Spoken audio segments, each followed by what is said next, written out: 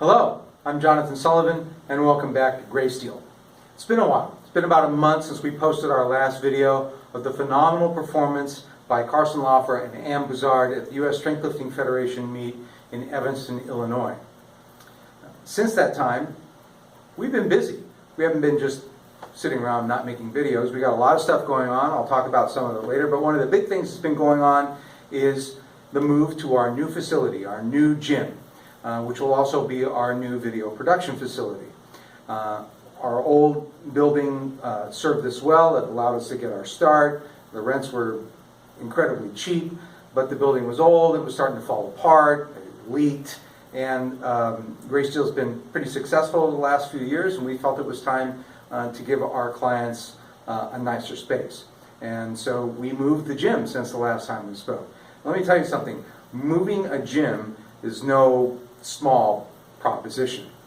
But we did it, and I thought we'd take this opportunity to go ahead and show you around the new Greysteel. Now, one of the first things you'll notice about the new Greysteel is the striking color on the wall here. It's the same color that we had on the big wall at our last gym. And this color was chosen for us by Mark Rippetoe. When we first opened our previous gym, he advised me on, setting up the gym and the way to do it properly. We want it to be a starting strength gym, and we are a starting strength gym. And he said to me, Sully, calls me Sully, said, Sully, don't make the same mistake I did. If I could do it all over again, I would paint the entire Wichita Falls Athletic Club in a vivid fuchsia. You gotta have fuchsia, Sully.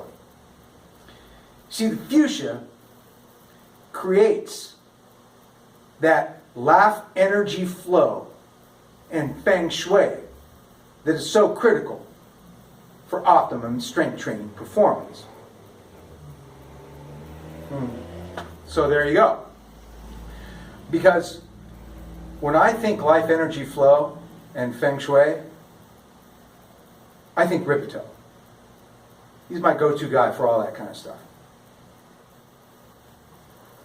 Now, another way in which we take a lead from Mark Rippetoe is the abundance of plants that you'll find scattered around the Greysteel gym, just like you'll find at Mark Rippetoe's gym, the Wichita Falls Athletic Club.